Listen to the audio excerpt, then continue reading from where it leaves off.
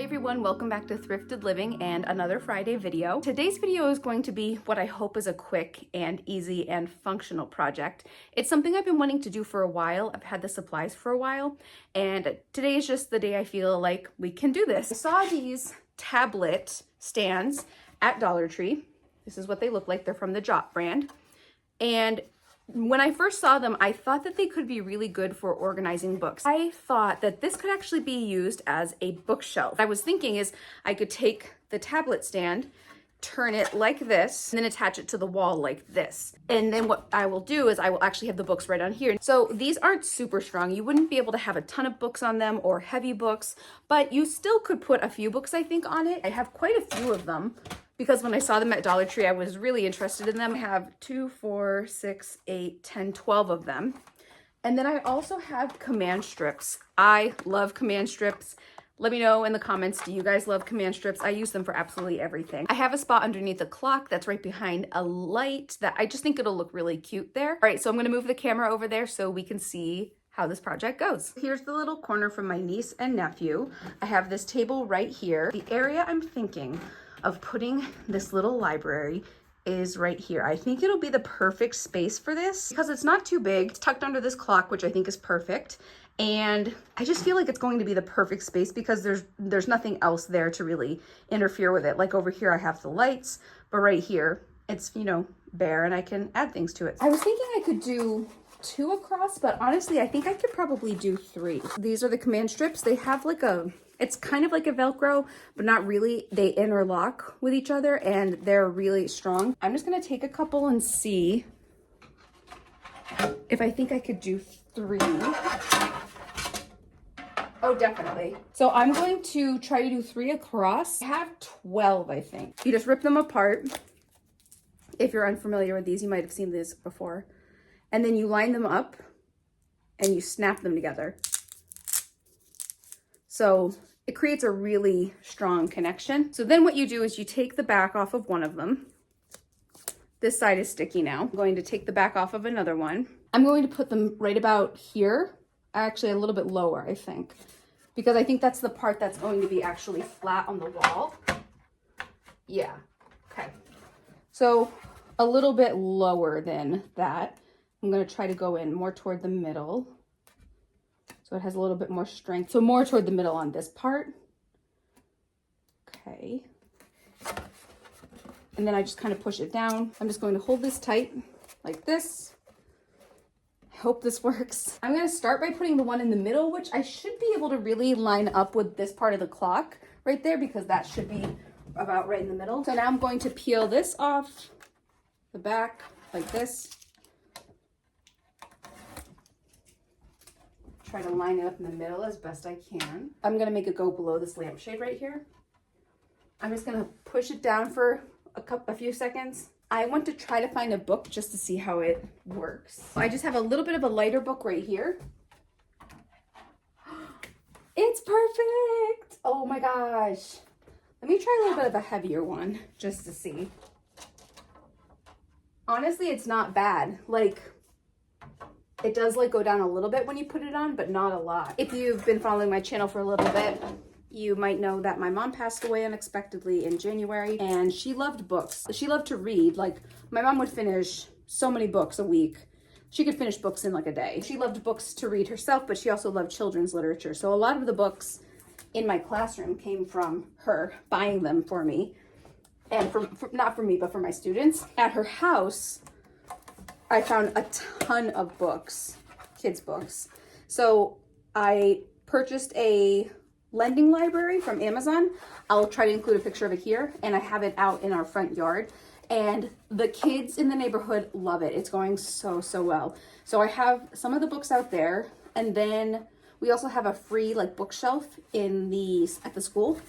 And I've been bringing books over there. Again, the kids absolutely love it. Now I have sort of kept the books that are like meaningful from my childhood and from me and my sisters and from my niece and nephew. And so I've kept those books. And so those are sort of the ones that are staying. And I'm excited to have another way to set them up. So I'm just gonna line this one up next to this. Okay. hold it down for a couple seconds. How are you guys doing today? Just trying to make sure this is strong. I've always loved books too. Not reading books myself. Honestly, I don't like to read, but I've always loved children's literature, and I love finding books for my niece and nephew and for my classroom. I'm excited that I have so many ways to share them now. I recently took some time and went through the books in my classroom because I have a bad habit of buying books that I already have because I lose track of my collection. So I spent some time going through the books in my classroom, and I was able to bring a lot of them to the free book section that I had like the duplicates of. And then a lot of them I brought, I brought back here, gave to my niece and nephew. So I feel like the book fairy right now, which I love. Okay, so here,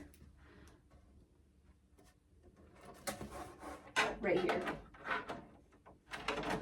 Share in the comments with me a favorite children's book that you had when you were a kid, or one that you might read to your children now.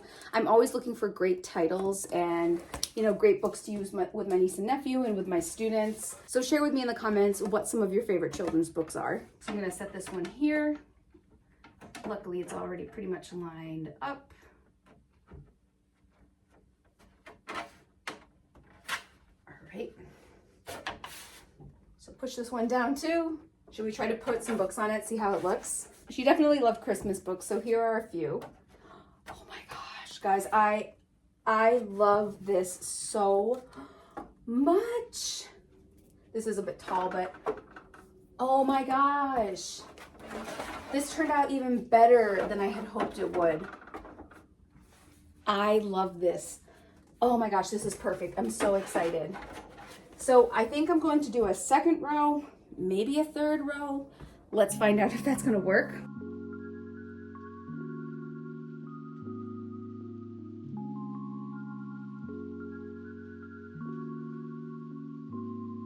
So I have all of these shelves set up. I did 4. We'll have to see. I'm not sure if I want that one on the bottom. I might end up moving that one. So I just grabbed a stack of books from my little bookshelf that I have. And a lot of these are from my childhood and some that I've just found at the thrift store. So let's start and see how many books I can organize. I'm gonna try to save this shelf for the taller books just because there's a little extra room there. Then maybe do some of these smaller books here. Oh my gosh, little critters, so cute. Okay, so it looks like about 4 of those smaller size books can fit. So there's really not any theme to this particular setup of the books. And then there's Norman and the Tooth Fairy. I wonder how many, I might be able to fit a few more up here.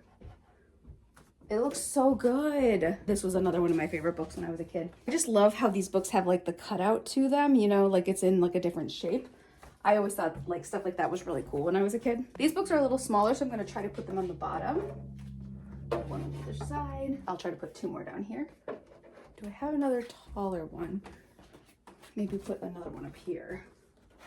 You could definitely put more. I'm only putting a few. I feel like this could hold a few more of these books that are the paperback children's books. I feel like you could fit more on here.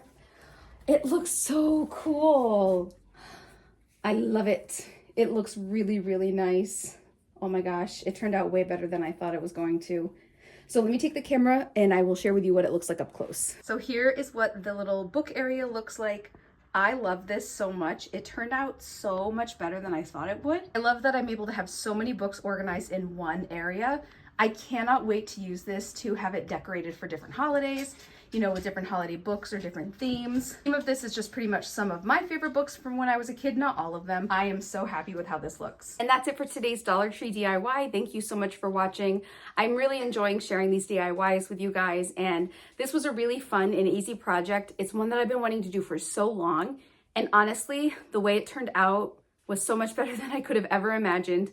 I love how compact it is. I love that it fits perfectly in the corner. It was very inexpensive to do. In the comments below, let me know, would you give this project a try? If so, How would you use this in your home? And if you give this project a try and would like to share a picture with me so I can feature it in one of my next videos, please feel free to share pictures with me on Facebook at Thrifted Living, Instagram at Thrifted Living YouTube, or somebody actually just sent me an email with the first picture that I was able to receive of somebody trying a DIY. They sent me an email with that. So my email is thriftedliving@gmail.com. Feel free to send me pictures at any of those locations. I would love to feature pictures of what you guys are doing with these projects. If you enjoyed this video, please give it a thumbs up and subscribe to my channel if you haven't done so already. I love to share Dollar Tree content, thrifting content, DIYs. Thank you so much for watching, and I will see you in my next video. Bye.